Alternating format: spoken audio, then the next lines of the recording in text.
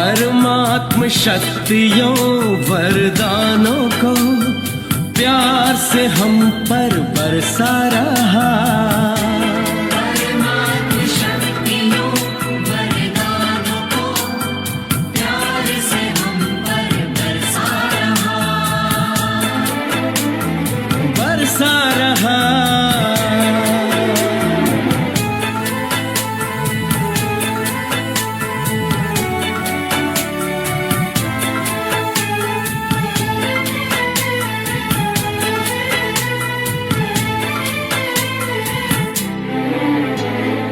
एक है हम,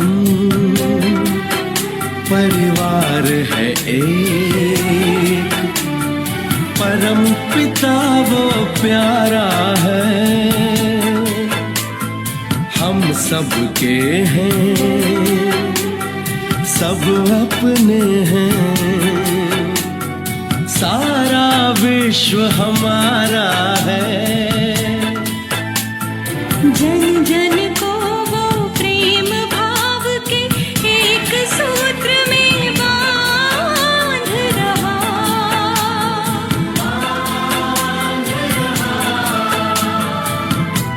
परमात्म शक्तियों वरदानों को प्यार से हम पर बरसा रहा। अंतर मन का आंचल भर ले,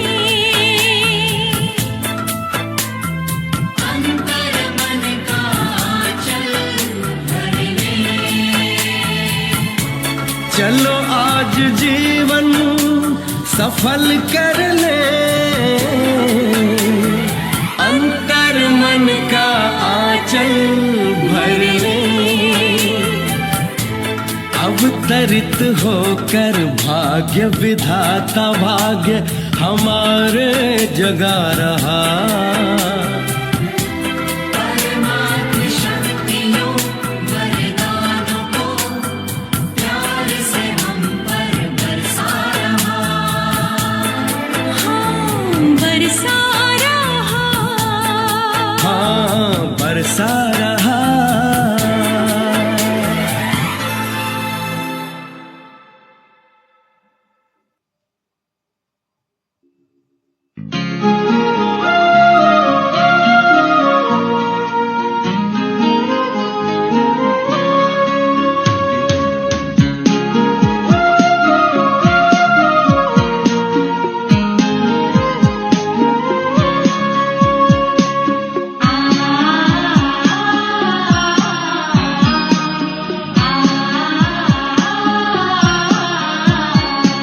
जितना अच्छा सोचोगे उतने अच्छे बनोगे।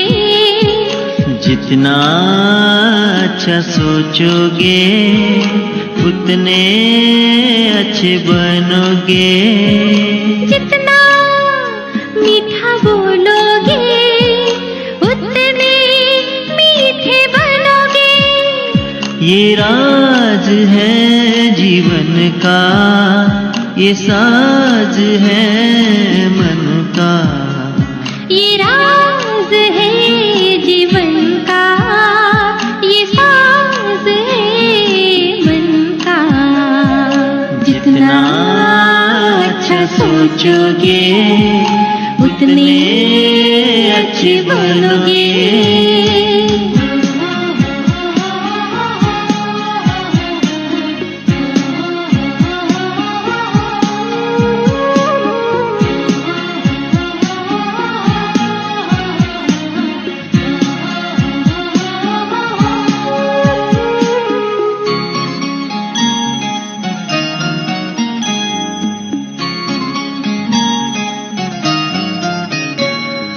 दुनिया में आए थे जब हम, क्या लेकर आए थे। दुनिया में आए थे जब हम, क्या लेके आए थे। जाएंगे जब दुनिया से तो सोचो क्या लेके जाएंगे। फिर मेरा मेरा क्यों करते हैं, क्या इसी से झोली भरते हैं। फिर मेरा मेरा क्यों करते हैं, क्या इसी से झोली भरते हैं। जितनी खुशियाँ बांटोगे उतना सुखी बनोगे, जितना सफल करोगे उतना सफल बनोगे। ये राज है जीवन का, ये साज है मन का, ये राज है जीवन का, ये साज है मन का। जितना अच्छा सोचोगे उतने अच्छे बनोगे।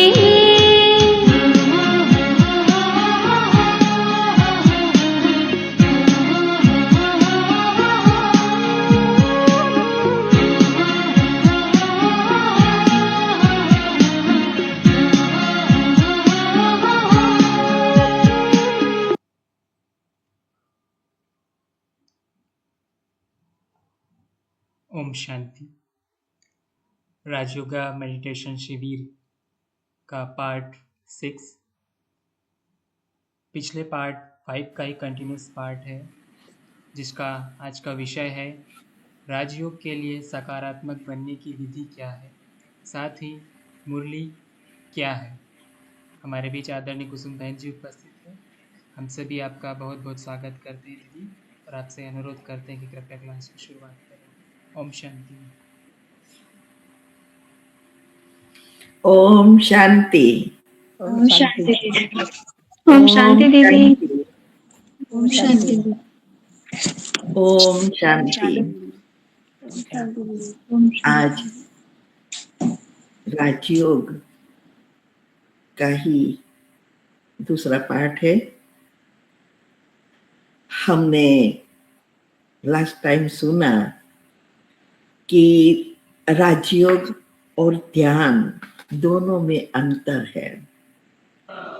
ध्यान के लिए हमें कुछ ना कुछ चाहिए, माला चाहिए, भजन, प्रार्थना, कुछ सोचने की चीजें जो लोगों ने बनाई हैं वो हम उपयोग करते हैं।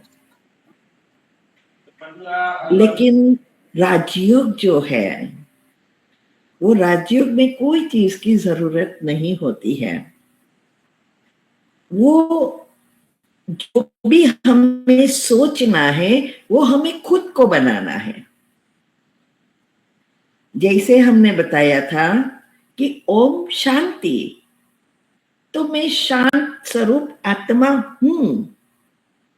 मंत्र में हम क्या कहते हैं? जय श्री कृष्ण। जय किसकी? दूसरों की, मेरी क्या? तो ये मुझे जो चाहिए, मुझे जो बनना है वो मुझे खुद को क्रिएट करना है। तो राजयोग एक हमें जीवन जीने की कला सिखलाता है। राजयोग से हम अपना भाग्य श्रेष्ठ से श्रेष्ठ बना सकते हैं। राजाओं का राजा बनाते हैं, अर्थात द्वापर के राजा जो है, द्वापर के बाद के, वो दान पुण्य, स्थूल दान पुण्य से बनते हैं। लेकिन उसके भी ऊपरी राजा जो संपूर्ण पवित्र देवताएं हैं, वो कोई धन दान से, भक्ति से नहीं, लेकिन इस संगम युग पर परमात्मा जो आके हमें सिखा रहा है, आत्मा को संपूर्ण पवित्र बनाने की विधि, सारे पाप कर्म को भस्म करने की विधि और नए पुण्य कर्म बनाने की जो विधि है, उस विधि से अभी हम जो जितना करते हैं उस अनुसार हम राज्य भाग्य प्राप्त करते हैं। आज हरेक की इच्छा इस दुनिया में भी सबको क्या चाहिए? भगवान को प्राप्त करना है। इसीलिए यात्रा करते हैं, प्रार्थना करते हैं, साधु संत सोचते हैं कि घर में रह के तो विकारों पर जीत नहीं पा सकते, उसके लिए तो घर बार छोड़ना पड़ेगा। लेकिन राजयोग जो परमात्मा आके सिखाते हैं, वो कहते हैं घर में रहकर ही हमें पवित्र बनना है और भगवान को प्राप्त करना है। जो जन्म जन्मांतर की इच्छा है, भक्ति का फल, सब कहते हैं ना भक्ति का फल भगवान आके देगा, कयामत के समय देगा, सभी धर्म वाले कहते हैं। तो भगवान भक्ति का फल क्या है वो किसी को नहीं पता है। भक्ति का फल ही है ज्ञान, और ज्ञान से ही हम अपने आप को और परमात्मा को पहचान कर कर्म को परिवर्तन कर विकारों को समाप्त करते हैं। अगर हम घर बार छोड़ देते तो फिर हिसाब किताब कैसे चुकते होते, क्योंकि हर एक आत्मा के साथ हमारे हिसाब किताब है, हर पल हमारे कर्म बन रहे हैं। तो नए कर्म पर कंट्रोल करना है और पुराने को समाप्त करना है। इसीलिए परमात्मा आके सिखाते हैं घर में रहकर ही सब कुछ करना है। तो भगवान को प्राप्त करने की और श्री कृष्ण के साथ स्वर्ग में जाने की, ये दो इच्छाएं होती है हर एक मनुष्य की, और उसके लिए बहुत कुछ पूजा पाठ वगैरह करते हैं। लेकिन ये दोनों तभी मिलता है जब भक्ति पूरी होती है। भक्ति के बाद जो ज्ञान है, ज्ञान मार्ग जो है, वही इस दोनों इच्छाओं को पूर्ण कराता है। तो राजयोग में हमें मन को पॉजिटिव बनाना है। इसीलिए हमने बताया था कि ये पढ़ाई मनुष्य से देवता बनने की है। राजाओं का राजा बनना अर्थात देवता बनना, क्योंकि श्री कृष्ण तो स्वर्ग में थे और वो तो देवता थे। तो देवता ही घराने वाले ही उसके साथ जा सकते हैं, वो संपूर्ण पवित्र है।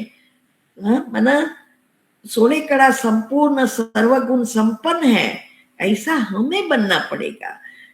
जहां जाना है उसके जैसा बनना है। तो मनुष्य से देवता बनने की एक पढ़ाई पढ़ाते हैं।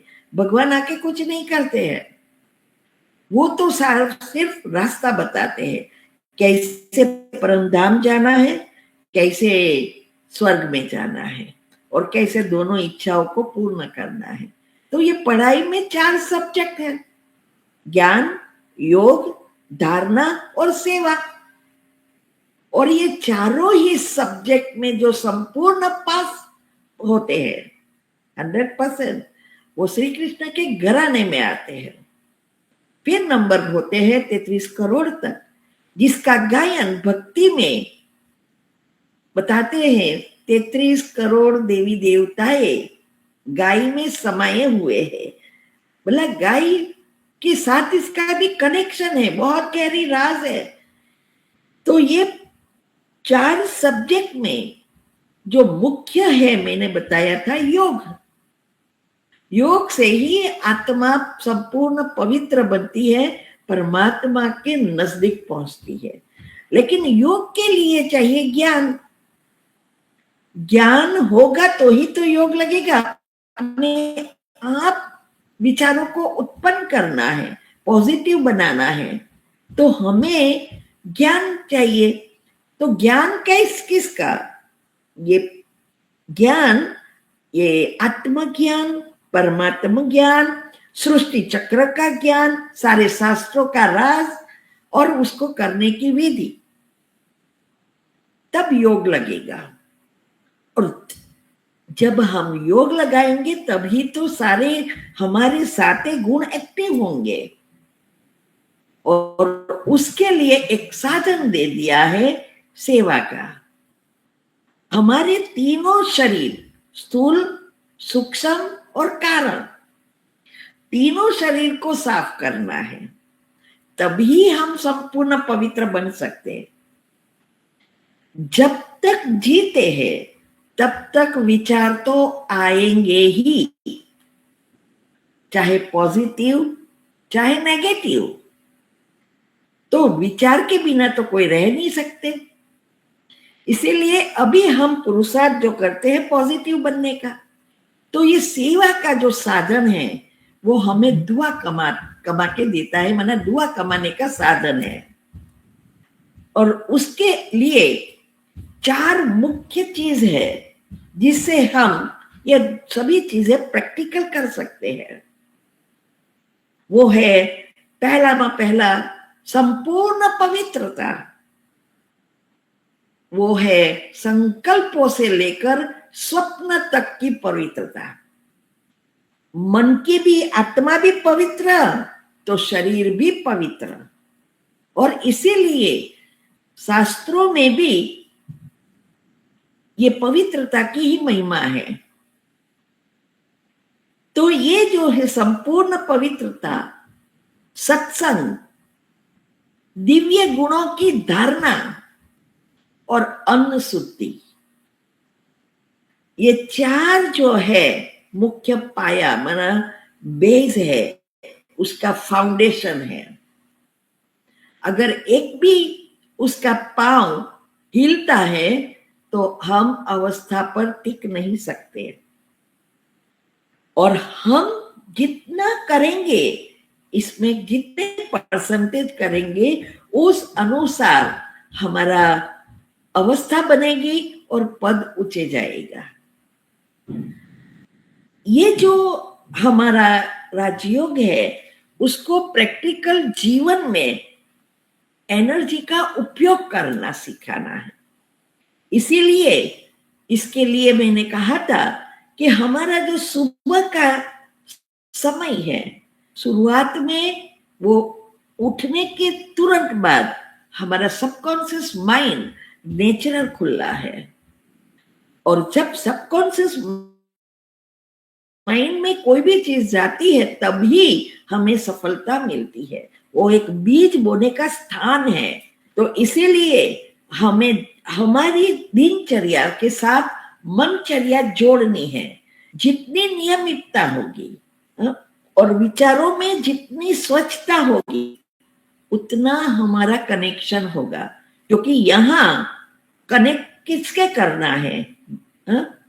आत्मा को परमात्मा से कनेक्ट करना है, नहीं कि शरीर। दोनों निराकार है।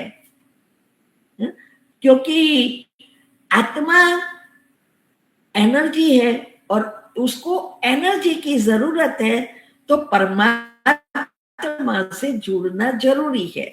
और वो जुड़ने का जो साधन है वो हमारी भावनाएं हैं। और भावना कहाँ से उत्पन्न होगी? हमारे विचारों से।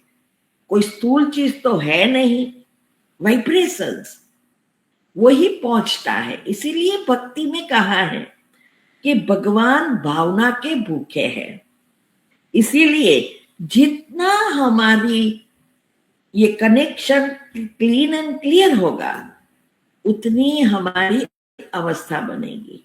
और इसमें भी 4 अवस्थाएं हैं योग में।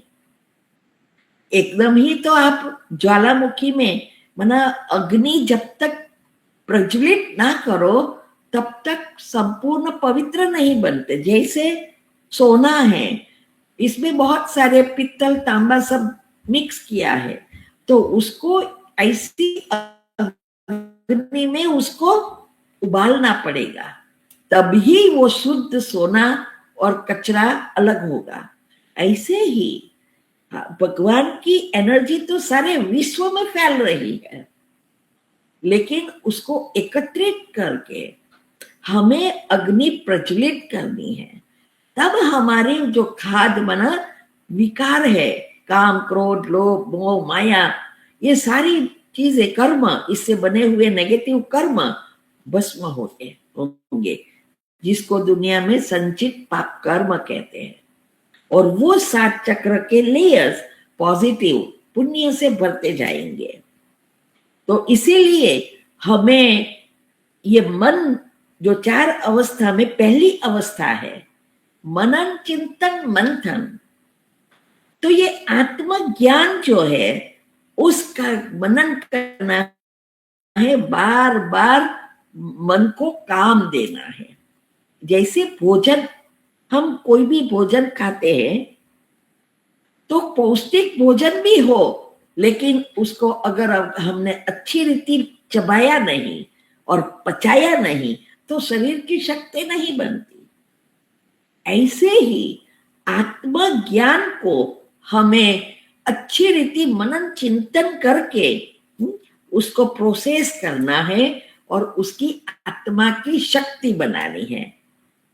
तो ऐसे ये एकदम अद्भुत विचार परिवर्तन करने की एक प्रक्रिया है, राजयोग में सिखाते हैं, वो परमात्मा ही सिखाते हैं। फिर हम दूसरी स्टेज में पहुंचेंगे। पहले तो आत्मा को परमात्मा से बातें करना सीखना है ना। तो पहले भोजन को पचाना है, माना अच्छे विचार देकर मन को परिवर्तन करके नए लेयर्स, हमारा सॉफ्टवेयर बदलना है। फिर दूसरी स्टेज आती है, अपने को आत्मा समझकर परमात्मा से बातें करना है।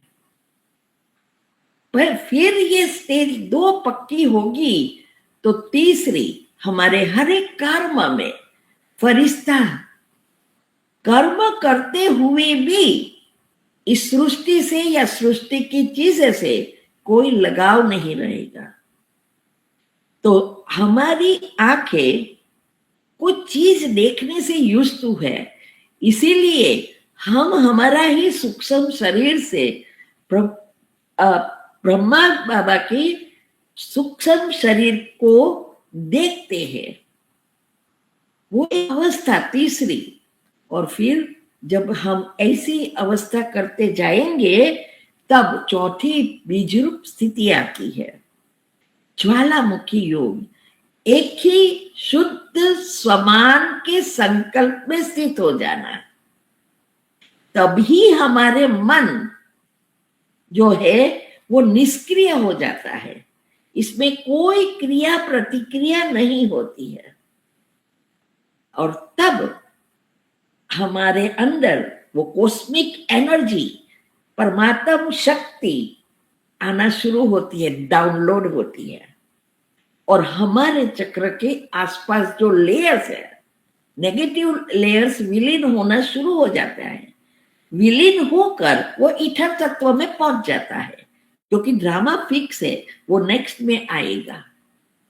तो ये जो स्वमान आप लिया है आत्मा ज्ञान का, 7 गुणों में से कोई भी स्वमान लिया है, वो स्वमान के अनुसार परमात्म शक्ति आना शुरू हो जाती है। क्योंकि हमारे अंदर जो 7 शक्तियां है वही 7 गुण है और वही परमात्मा में भी है। और उसको जैसे जो हम विचार करेंगे वही शक्ति आएगी। तो ये एक मन को परिवर्तन करने की जो विधि है, सकारात्मक बनाने की जो विधि है, वो परमात्मा ही आके सिखा रहे हैं। आज साइंस ने बहुत प्रगति की है, वो भी यही बात बताते हैं। जो भी सूक्ष्म में है सारी बातें वो बता रहे हैं, लेकिन उसको कैसे करना है वो नहीं पता है। वो यहाँ ही परमात्मा ही हमें बताते हैं। इसीलिए ये हमें मन को, जो भक्ति में हम दबाते थे कि विचार न आए, या विचार को ऐसे ही छोड़ दो, नहीं, हमें उसको विचार, सकारात्मक विचार देकर मन को एकदम धीरज से हमें सकारात्मक बनाने की जो उसकी क्रिएटिविटी है, माना उसको विचार तो करना ही है, लेकिन हमें उसको देना है क्या विचार करना है। नेक्स्ट, तब हम ये राजयोग में सफल होंगे। तो अभी इससे प्राप्ति बहुत है। हमारे जीवन में बहुत सारी चीजें कर्म के हिसाब किताब आते हैं। पहले तो 7 गुण एक्टिव होते हैं, तो हमारी 8 शक्तियां वो एक्टिव हो जाती है, आत्मा की वही शक्ति बनती है।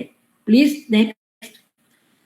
तो वही हमारे अंदर, ये नहीं, नेक्स्ट, लास्ट, हमारे अंदर वो 7 गुण जो है, उस एक्टिव होने से हमारी 8 शक्तियां एक्टिव हो जाती है। आज वो शक्ति नहीं है, सहन शक्ति नहीं है, छोटी छोटी बात में हम रिएक्ट करते हैं, और जो भी रिएक्ट किया वो नया कर्म बना।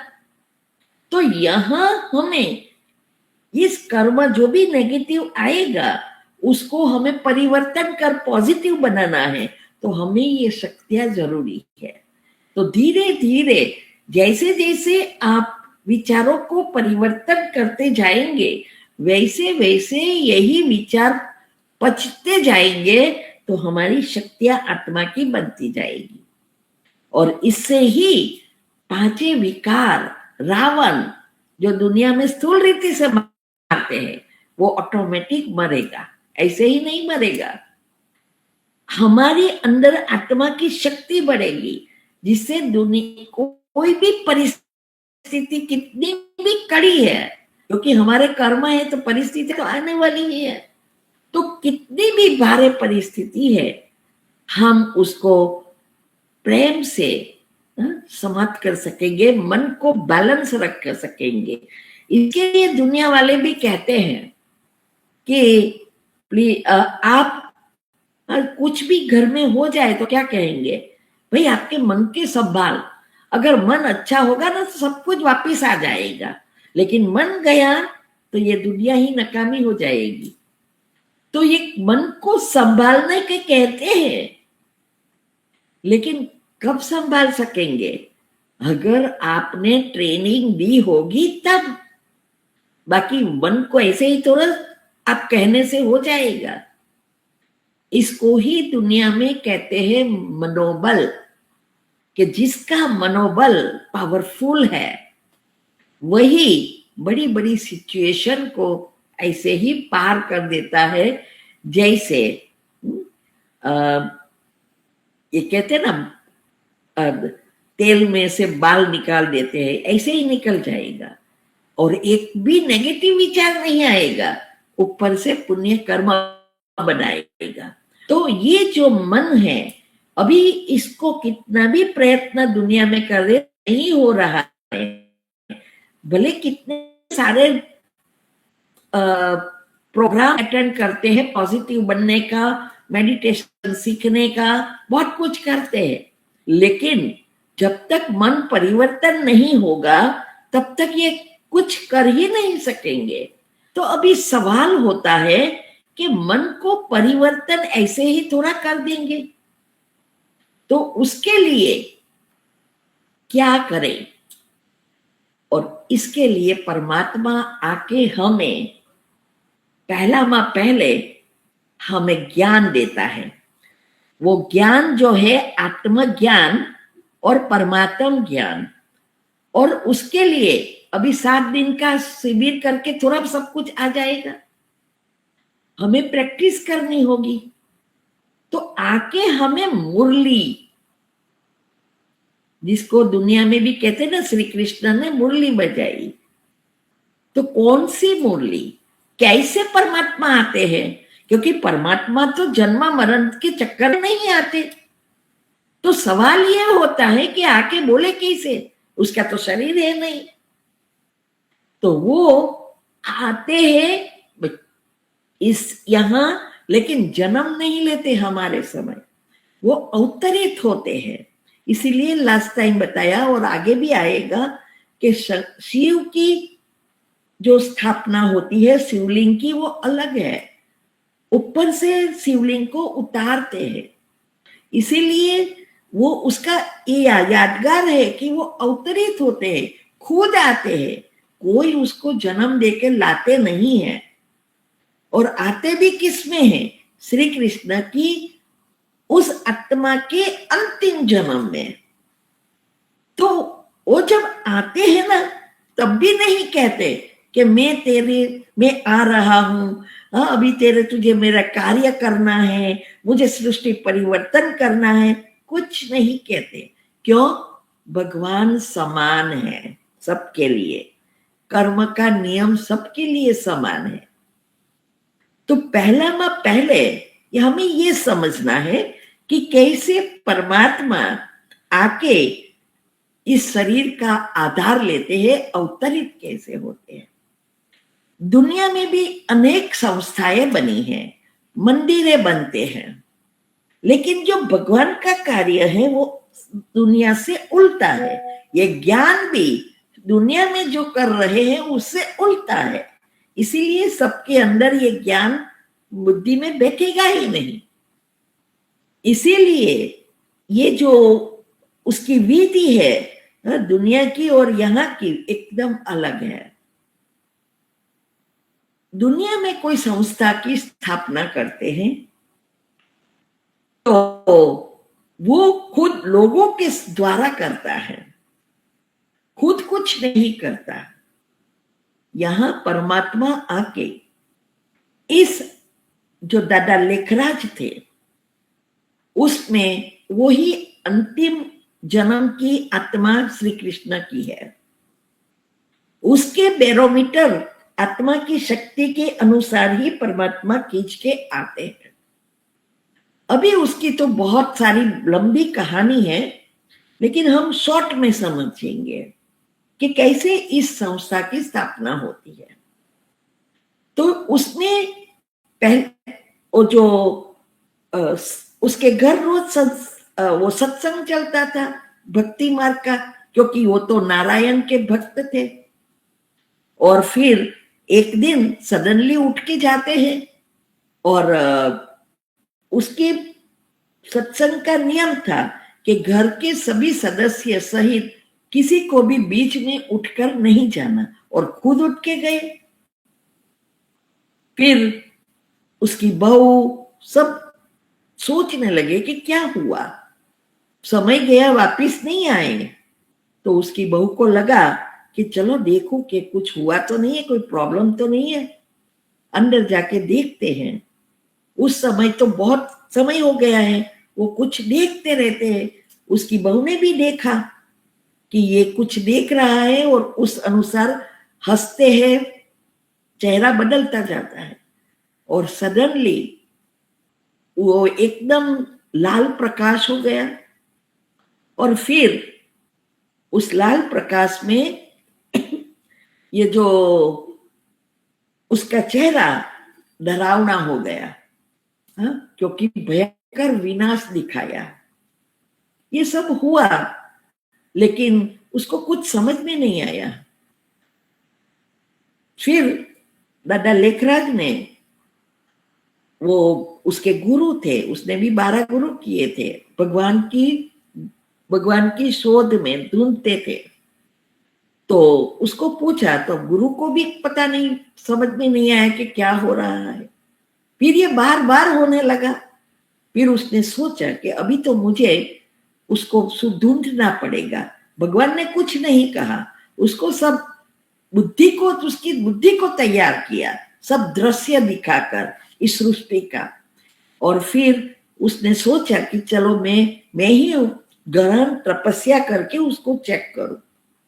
फिर वो एक आश्रम में जाके एक रूम में बैठकर सारी ये तपस्या में बैठ गए, और फिर ये सारी चीजें बार बार होने लगी, और सारी चीजें हुई, उसकी बुद्धि तैयार हुई।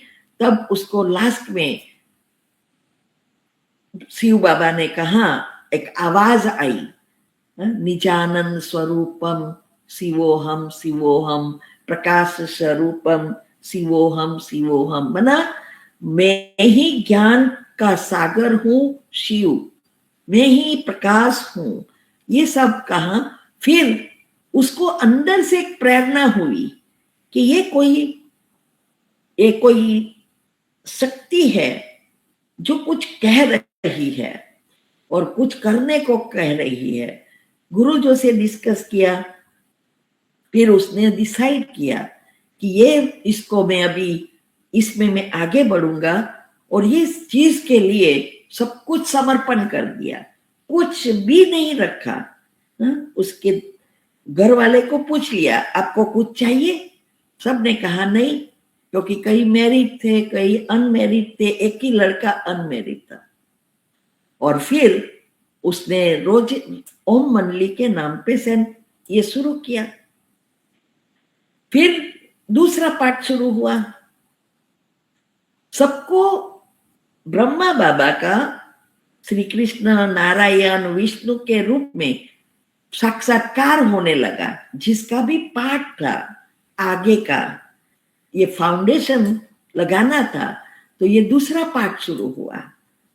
छोटे छोटे 5 साल, 8 साल की, 10 साल की, 12 साल की, ऐसी ऐसी बच्ची और बच्चों को साक्षात्कार होने लगा। और बाजार में जब देखते हैं ब्रह्मा बाबा को या सत्संग में जाते कहाँ भी, तो कहते कि यही मुझे दिखाई देते हैं। क्योंकि कैसे साक्षात्कार होता था, ब्रह्मा बाबा और श्री कृष्ण, ब्रह्मा बाबा और नारायण, ऐसे। तो इसीलिए सभी छोटे छोटे बच्चे बड़े सब ज्वाइन होना शुरू हुआ। 350 का ग्रुप हो गया। फिर बहुत सारी डिटेल में है, लेकिन कहने का भावार्थ यह है कि उसने खुद के पैसे से ही ये संस्था की स्थापना की। फिर इसमें उसके भतीजा आया, उसने भी सारा सब कुछ स्वाहा कर दिया। और कई उसके भतीजी बहू भी आई, कोई हस्बैंड आए, कोई वाइफ आई, ऐसा करके एक ग्रुप तैयार हुआ। और फिर कहा जाता है कि उसके लड़के को बाद में विचार आया कि अभी शादी करनी है, मुझे इसमें नहीं रहना है, तो उसको भी एक पैसा भी नहीं दिया। यह है संपूर्ण समर्पण। फिर भी ऐसा नहीं कि चलो भगवान इसमें आया इसलिए वो संपूर्ण हो गया, नहीं, उसने भी आत्मा स्थिति बनाने के लिए और पाप कर्म को भस्म करने के लिए पूरा पुरुषार्थ किया, मन को परिवर्तन करने के लिए। तो ऐसे करके ये सारी संस्था, वैसे तो 4-5 घंटे की ये बातें हैं, इसकी वीडियोस भी बनी है। लेकिन फिर अभी आके परमात्मा ने क्या किया, अभी ये संस्था की स्थापना हो गई। फिर आके सब कहने लगे, बोलने लगे उसके तन में। अभी ब्रह्मा की भी आत्मा और शिव की भी आत्मा। ब्रह्मा की आत्मा हम में से रहती थी, शिव की आत्मा आती जाती थी, क्योंकि वो इस प्रकृति से जुड़ी नहीं है, फ्री है, तो वो जा सकती है, आ सकती है। लेकिन ब्रह्मा बाबा की तो आत्मा उसकी है ही। अभी उसके द्वारा बोलना शुरू किया और कहा, वो उसको ही मुरली कहते हैं। अभी इस मुरली में रोज का रोज क्या करना है, मुरली ही एक कहते हैं ना आत्मा का भोजन है। क्योंकि हम देवे क्या, सकारात्मक बनना है, मन को काम देना है, क्या देवे, कैसे कब सोचे। तो इसके लिए ये मुरली शुरू हुई, क्योंकि ज्ञान प्रैक्टिकल जीवन में लाकर संस्कार को परिवर्तन करना है ना, सिर्फ सुनना नहीं है, प्रैक्टिकल लाना है। सुनकर समझना, समझकर जीवन में धारण करना और दिव्य गुणों की धारणा प्रैक्टिकल करके स्वरूप में उसके दिन भर उसका उपयोग करना। ये 4 अवस्थाएं होती है। तो इसके लिए आज दुनिया में देखो, अगर हम किसी को कहे कि 10 अच्छे वाक्य कहो, तो वो सोचते हैं क्या सोचे। कई बार प्रोग्राम में उठाते तो बोलते, पूछते हैं कि चलो आपके पति के या पत्नी के 10 गुण बताओ, तो सोचने लगते हैं।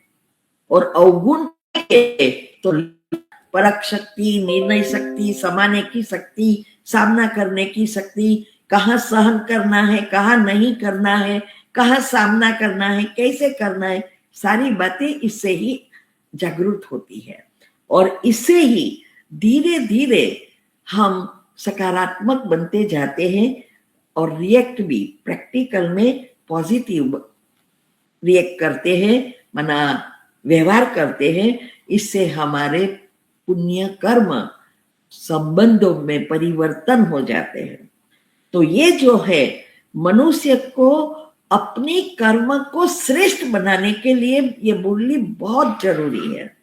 मनोबल बढ़ाती है, आत्मा में शक्ति बढ़ाती है, योग में हम आगे बढ़ सकते हैं, अपने खुद के संकल्प क्रिएट कर सकते हैं। तो इसीलिए ये मुरली हमें एक मुख्य आधार है और इसको ही सत्संग कहते हैं। भगवान के साथ संग करना। कोई भी कड़ी परिस्थिति आती है तो उसमें हमें मुख्य ढाल बन जाती है, हमें धैर्यता देती है, समझ देती है।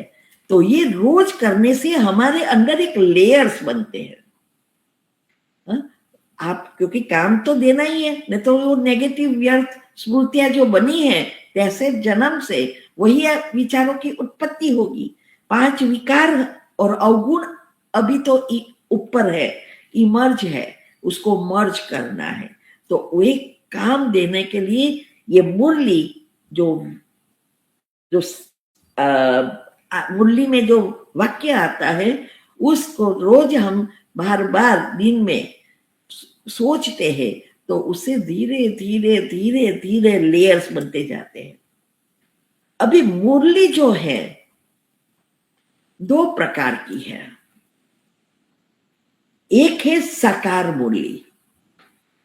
जब ब्रह्मा बाबा में शिव बाबा आते थे और जो भी बोलते थे वो लिखा गया है। मुरली में कोई चेंजेस नहीं होता है, भले उसके मनन चिंतन करके बुक बनती है, मैगजीन बनता है, टॉपिक बनाते हैं, लोगों को समझाते हैं, वो अलग बात है। लेकिन ये जो मुरली है वो इसमें कोई चेंजेस नहीं होते हैं।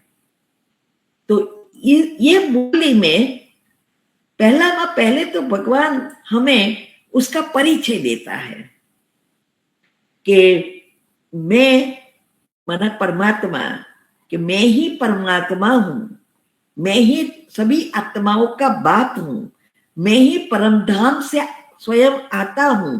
ऐसा करके खुद का परिचय देते हैं और कहते हैं ऐसे ही आप भी आत्मा हैं। तो आत्मा और परमात्मा का भी परिचय देते हैं। और फिर हम कितने भी बुरे आत्माएं बन गई है, गुस्से वाली है, माना कड़वी है, तीखी है, खट्टी है, मीठी है, लेकिन शिव बाबा हमेशा एक वाक्य उत्पन्न कर बोलते हैं, मीठे बच्चे। तो मीठे मीठे मीठे मीठे कहते कहते हमको मीठा बना देते हैं। कभी ये नहीं कहते कि आप खट्टे हो, आप तो विकारों से भरपूर है, आप ऐसे क्या किया, नहीं। और हम घर में कुछ होता है तो क्या करते हैं, कोई कैसे भी व्यवहार करता है उसके ऊपर वैसा ही बातें बोलना शुरू कर देते हैं। तेरा तो स्वभाव ही ऐसा है, तेरे तो कोई कभी तू सुधरने वाला नहीं है। हम उसकी नेगेटिव चीजें देखता है और परमात्मा हमारी पॉजिटिव चीजें देखता है। और फिर जैसे साइंस ने भी कहा ना, जो आप सोचोगे वैसा बन जाओगे, जैसा सुनोगे वैसा बनते जाओगे, ये यही चीज है। सो पर आज साइंस भी कहती है जो चाहिए वो सोचना शुरू करो, और जब आप वो सोचते हैं तो वो चीज आपके यहाँ आना शुरू होती है। जहां मन और बुद्धि एकाग्र होती है वो चीज पर, जिस चीज पर जाती है वो चीज हमारे तरफ आती है। और जब हम सोचते हैं कि मेरे में से अभी जा रही है तो वो जाना शुरू कर देती है। तो वो परमात्मा सारी मुरली में बहुत सिंपल रीति से समझाते हैं। जो साइंस उसकी अलग रीति से समझा रही है। वही चीज है। कभी भी मुरली में ये नहीं आता ये नहीं करो, आप ऐसे हो, ऐसा करना चाहिए, नहीं। वो यही कहते हैं आप आपको शांति चाहिए, सोचो मैं शांत स्वरूप हूं। और हम भक्ति में क्या करते थे, भगवान मुझे शांति दो, भगवान मुझे प्यार दो, भगवान मुझे गाड़ी दो, भगवान मुझे बंगला दो, मेरे बच्चे को अच्छा करो, तो हम मांगते थे। लेकिन यहां जो चाहिए वो सोचना है, तो वही मंत्र की तरह है। दुनिया में आज सब कुछ है, लेकिन सब कहते हैं शांति नहीं है, सुख नहीं है। और सुख और शांति की जननी ही पवित्रता है, संकल्पों से लेकर संपूर्ण पवित्रता। वही जितनी आप पवित्र बनेंगे, जितने परसेंटेज बनेंगे, उस अनुसार सुख शांति नेचुरल उसके पीछे आएगी। तो यहां मांगना नहीं है, जो चाहिए वो मैं हूं, मेरे पास है, जो सबकॉन्शियस माइंड के नियम अनुसार। यहां है मैं शांत स्वरूप हूं, मैं सुख स्वरूप हूं, मेरे पास बहुत सुख है, मैं बहुत शांत हूं, ऐसे। तो ये सिंपल भाषा में कितनी अच्छी रीति समझाते हैं। तो रोज हमें चारों ही सब्जेक्ट इस साकार मुरली में आते हैं प्रैक्टिकल में करने के लिए। और एक दिन में तो नहीं हो जाएगा, उसके लिए बार बार कितने सारे कीड़ी के पांव होती है ना, उसकी तो जितने वो जो होता है उतना पहाड़ बन जाए, इतनी लेयर्स है। तो ये ऐसे एक दिन में तो नहीं जाएगी। पहले तो मन को सिखाना पड़ेगा, बैठना, सोचना, संकल्प देना, तब ये धीरे धीरे धीरे होता जाएगा। तो ये चारों ही सब्जेक्ट इसमें आता है। आत्मा का ज्ञान, परमात्मा का ज्ञान, धारणाएं कैसे करनी है, कैसे रोज मुरली सुननी है या पढ़नी है, कैसे मनन चिंतन करना है, कैसे योग की अवस्था बनानी है, कैसे सेवा करनी है, यहां जाके सेवा करो, ऐसी सेवा करो। तो ये मुरली में सारी चारों ही सब्जेक्ट आता है। इसीलिए साकार मुरली को 7 days कोर्स ही है, रिपीटेशन। जब तक हम अपने प्रैक्टिकल जीवन में नहीं लाएंगे तब तक ये चलता ही रहेगा, अंत तक पढ़ना है। कई बार सोचते हैं ये तो यही आ रहा है रोज, वही आएगा, आपने पधारण कितना किया है। तो ये जो मुरली है साकार मुरली, वो हमें जीवन में प्रैक्टिकल करने के लिए रोज याद बताते हैं, इससे ही सकारात्मक बन सकते हैं। इसीलिए ये इस मुरली में कोई भी चेंजेस नहीं होते हैं। फिर मुरली में पहला एक सारी मुरली का एक सार आ जाता है, फिर उसमें से प्रश्न आता है और प्रश्न का उत्तर आता है, वो मुरली में से ही होता है। फिर रोज भगवान मुरली वरदान देते हैं। 2 पॉइंट उस दिन कैसे धारण करने हैं, वो पॉइंट क्या धारण करना है, क्योंकि मुरली तो 4 पेज की है, ले तो 4 पेज का तो हम याद भी नहीं कर सकते। इसीलिए ये निकाल कर देते हैं, जिसको हमें बार बार सोचकर प्रैक्टिकल करने का प्रयत्न करना है। दुनिया में वरदान या आशीर्वाद देते हैं, ऐसे कुछ नहीं होता। ये वरदान परमात्मा रोज देते हैं, लेकिन सिर्फ सुनने से कुछ नहीं होता। वरदान को अपना बनाना है। जब तक वो हमारा नहीं बनाते तब तक वो उसके पास ही रहता है। तो ये जो 4 चीजें हैं स्लोगन सहित, ये सारी बातों को सारा दिन प्रैक्टिकल करने के लिए पहली जो अवस्था है मनन चिंतन मंथन वो करना पड़ेगा। स्वमान ले लो, ये मुरली के पॉइंट एक एक लाइन पहले तो रिपीट करना है, फिर गहराई में जाना है, तब तो राज निकलेंगे। तो ये जो मुरली में जो पॉइंट आता है उसको लेकर हमें सारा दिन मन को काम देना है और प्रैक्टिकल में करते रहना है, कभी भी थकना नहीं है। कितने भी साल हुए हैं, लेकिन हमें रोज नया नया सीखने का जिसको उमंग उत्साह होता है वो जरूर आगे बढ़ता है।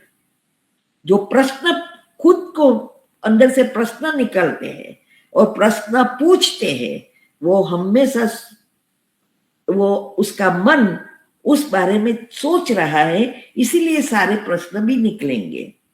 अगर हम नहीं कुछ कर रहे हैं तो कुछ नहीं निकलेगा। दुनिया वाले को तो पता ही नहीं है ना क्या पाप है, क्या पुण्य है, क्या स्वर्ग है, क्या नरक है, कैसे चलता, कुछ नहीं पता है। इसीलिए ना करने का भी कर रहे हैं।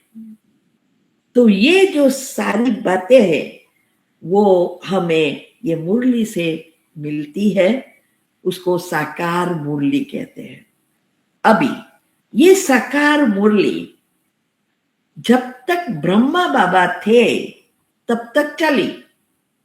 1969 जनवरी 18 को ब्रह्मा बाबा संपूर्ण हो गए। अभी कार्य तो भगवान का तो चलने वाला ही है, इसीलिए दुनिया वाले भी सोचते हैं, धर्म स्थापक जाते हैं दुनिया में या बढ़ा जाता है तो कितना उथल पाथल हो जाती है संस्था में, लेकिन यहां नहीं हो रही है। क्यों? करने वाला स्वयं परमात्मा है, कोई कुछ नहीं कर सकेगा।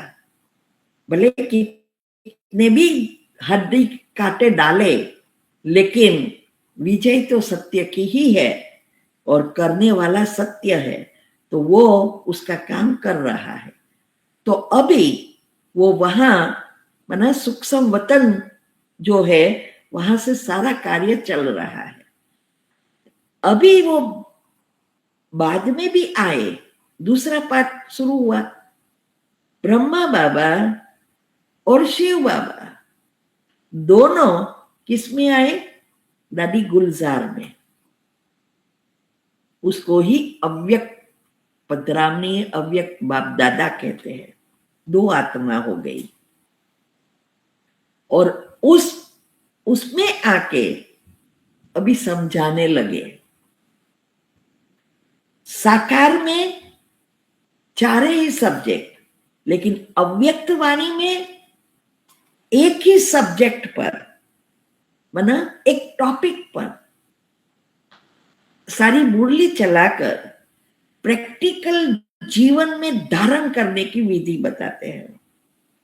जैसे कहो ना कि साकार मुरली कोर्स है, अव्यक्त मुरली फोर्स भरती है पुरुषार्थ में।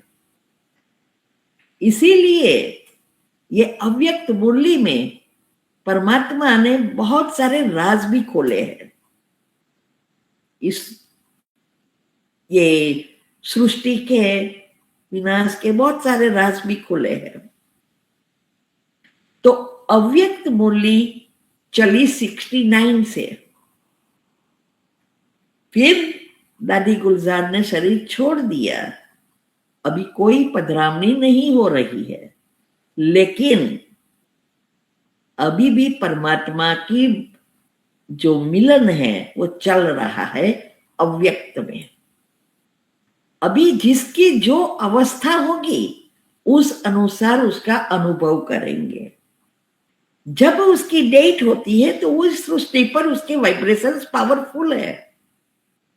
जैसे कोई आत्मा हमारे नजदीक है या ये आत्मा दूर है तो उसकी एहसास अलग होता है।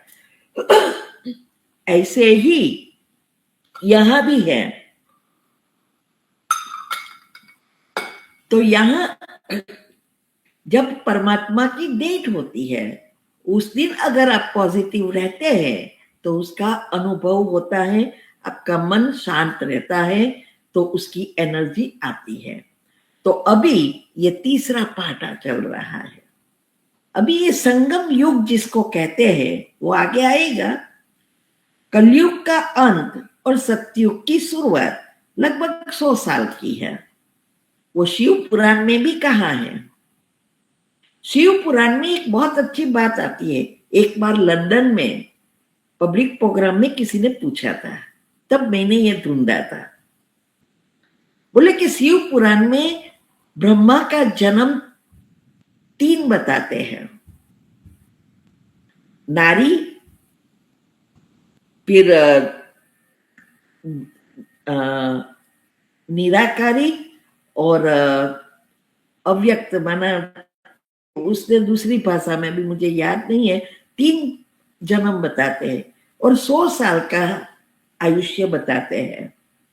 वास्तव में एक स्थूल में ब्रह्मा, फिर शरीर छूटा, मम्मा दादी गुलजार में जब आए तो शिव बाबा और ये दोनों, और अभी निराकार वाइब्रेशंस के रूप में। और इसीलिए लोग, हम सब बाबा के बच्चे गिनती गिनते हैं 100 साल की। लेकिन ऐसे 100 साल नहीं है, उसकी तो बहुत सारी अंदर गुह्य राज है। जगदीश भाई के एक मैगजीन में मैंने पढ़ा था, उस समय में नहीं थी, किसी सेंटर पे गई, सेंटर पर रखा था, पढ़ा, तो भी मुझे वो समझ में नहीं आया उस समय, कैसे कैसे 2-2 पार्ट और कैसे 3 पार्ट चलता है। लेकिन अभी पता चलता है। मैं उस समय उसका महत्व नहीं था, तो मैं ना कॉपी ली और ना ही मैं मैगजीन, अगर मुझे अभी मिलता तो मैं मैगजीन छोड़ती ही नहीं, ले लेती। लेकिन वो मैगजीन फिर दिखाई नहीं दिया, मुझे याद ही नहीं है कौन सी डेट थी। तो ये जो है वो बहुत गुह्य राज है, ऐसे गिनती करने से कुछ नहीं होने वाला। और अभी आप देखेंगे दुनिया में भी सब विनाश विनाश विनाश विनाश कह रहे हैं। सब ज्योतिष, एस्ट्रोलॉजर, साइंस, सब दोनों साथ साथ जा रहे हैं। यहां तक कह रहे हैं कि 5वें, अभी ये सृष्टि परिवर्तन हो रही है 5th डायमेंशन में, और कई तो कहते हैं ऑलरेडी 5th डायमेंशन में तैयारी हो गई है। 5th डायमेंशन और कुछ नहीं है, सूक्ष्म वतन, जिसको दुनिया में कहते हैं देवताएं स्वर्ग में रहते हैं और हम यहाँ मनुष्य रहते हैं। वास्तव में ये सूक्ष्म वतन की बात है, क्योंकि जैसे ही हम 7 दिन का कोर्स करते हैं, तुरंत हमारा सूक्ष्म शरीर सूक्ष्म वतन में तैयार हो जाता है, और इस तरह सभी आत्माओं की इकट्ठा होना शुरू हो जाता है। तो ये 5th डायमेंशन देवताओं की जो है, और बहुत सारी प्रिडिक्शन हो रही है। तो ये सारा खेल चल रहा है। जिसको खेल खेलना आता है, होशियार बनता है, वो दौड़ी में आगे जाके लास्ट ऑफ फर्स्ट बन जाता है। नहीं तो होगा, करेंगे। विनाश की तो बहुत बात करी, बाबा ने बहुत बार बताया, कुछ हुआ नहीं। ये पेपर टाइगर, वाघ आया नहीं आया, लेकिन जब आएगा ना तो दौड़ना भी नहीं आएगा, कुछ नहीं बचेगा। इसीलिए अभी सवाल ये बाबा बाबा बाबा कहते रहे, तो शिव बाबा और ब्रह्मा बाबा दोनों को बाबा, बाबा माना बाप।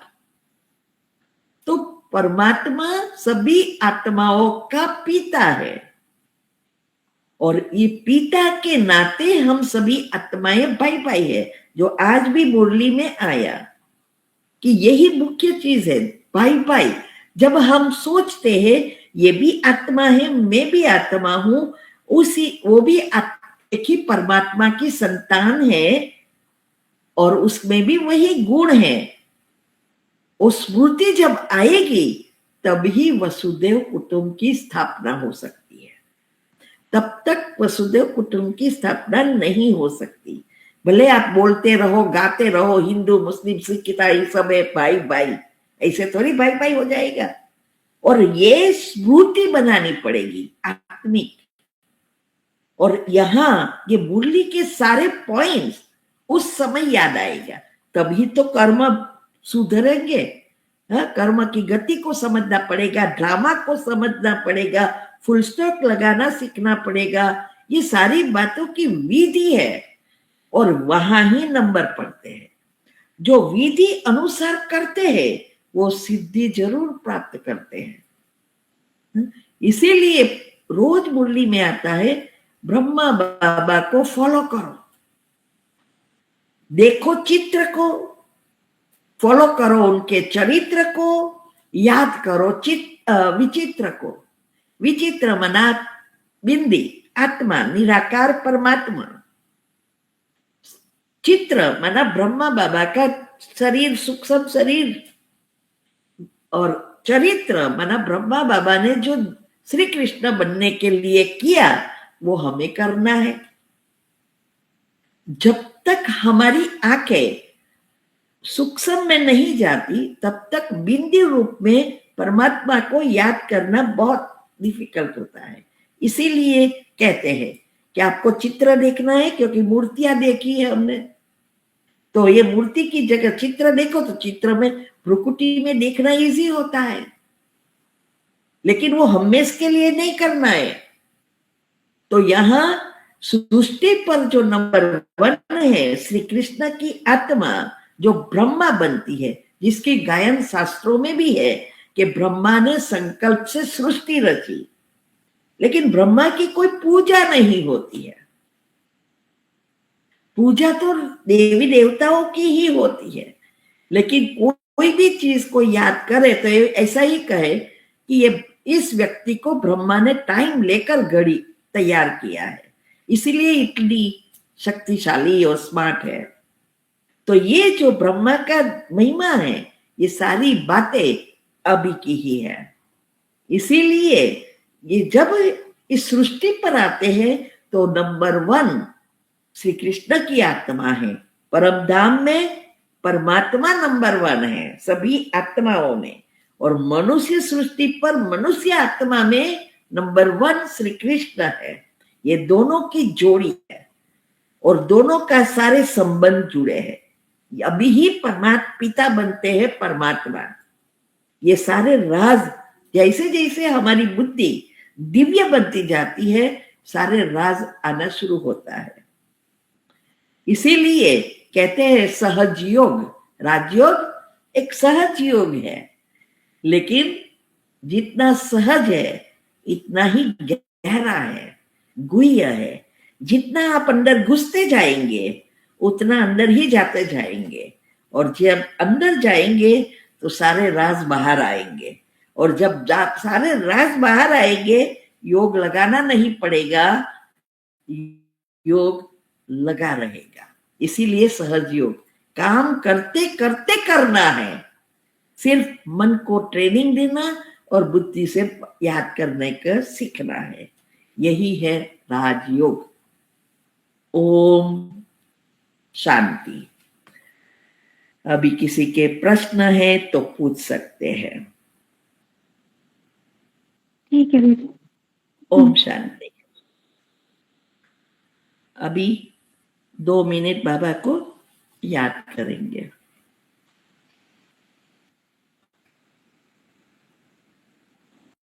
अच्छे बनोगे,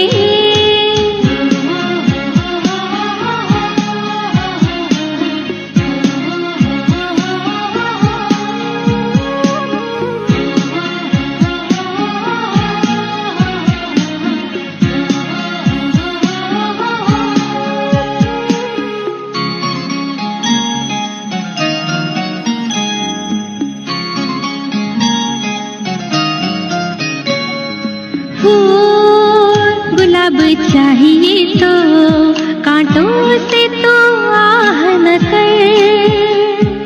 फूल गुलाब चाहिए तो कांटों से तू आह न कर। स्वर्ग धरा पर लाना हो तो तूफान की परवाह न कर। कदम कदम पे सफलता है, ये चिंतन ही आगे बढ़ाता है। कदम कदम पे सफलता है, ये चिंतन ही आगे बढ़ाता है। जितना अच्छा देखोगे उतना अच्छा बनोगे। जितना अच्छा करोगे उतना अच्छा पाओगे। ये राज है जीवन का, ये साज है मन का। ये राज है जीवन का, ये साज है मन का। जितना अच्छा सोचोगे उतने अच्छे बनोगे। जितना अच्छा सोचोगे उतने अच्छे बनोगे। उतने अच्छे बनोगे, उतने अच्छे बनोगे। ये लाइव ऑनलाइन वेबिनार हम करा रहे हैं। बहुत स्पेशल टॉपिक्स है, गहरे राज और हेल्थ के हैं। वीक में 3 बार, Monday, Wednesday and Friday, India के टाइम अनुसार 8 से 9 रात को, और फिर प्रश्न उत्तर। तो जिसको भी पुरुषार्थ में आगे बढ़ना है, हेल्दी रहना है, वो ज़रूर अटेंड करे, बहुत फ़ायदा होगा। और उसकी लिंक आपको मिल जाएगी। आप हमें व्हाट्सएप पर टेक्स्ट कर सकते हैं, तो हम ग्रुप लिंक भेजेंगे जहां आपको हर वीक की लिंक मिलेगी। ठीक है? ओम शांति। इस चैनल पे जो भी टॉपिक्स हैं वो हेल्थ, फिटनेस, न्यूट्रिशनल, इंफॉर्मेटिव, आध्यात्मिक ज्ञान, सब मेरा खुद का चिंतन है। हेल्दी रहने और जीवन को सुंदर बनाने सिर्फ जानकारी के लिए है। कृपया इस जानकारी पर एक विकल्प के रूप में भरोसा ना करें। ना ही ये प्रोफेशनल मेडिकल एडवाइस, सलाह, निदान या चिकित्सा उपचार है। ऊर्जा प्रवाह के ज्ञान और उपयोग और ये मानव शरीर पर कैसे काम करता है, पॉजिटिव थॉट्स और मेडिटेशन का महत्व क्या है, ये सब इस वीडियो पर केवल सूचनात्मक है। आपको मेरी इस चैनल पर दी गई सलाह को मानने का फैसला खुद करना है।